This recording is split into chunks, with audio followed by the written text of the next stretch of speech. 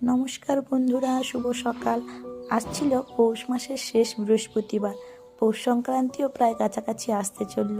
যাই হোক, আমিও এবার আমার সকালের জল খাবারের তৈরির কাজে চলে এসেছি।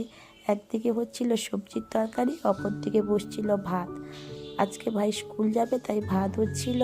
যেহেতু আমাদের পৌষ মাসে বৃহস্পতিবারে নিরামিষ রান্না শাক হয়, তাই সবজি রান্না হচ্ছে, অপরদিকে হচ্ছে রুটি।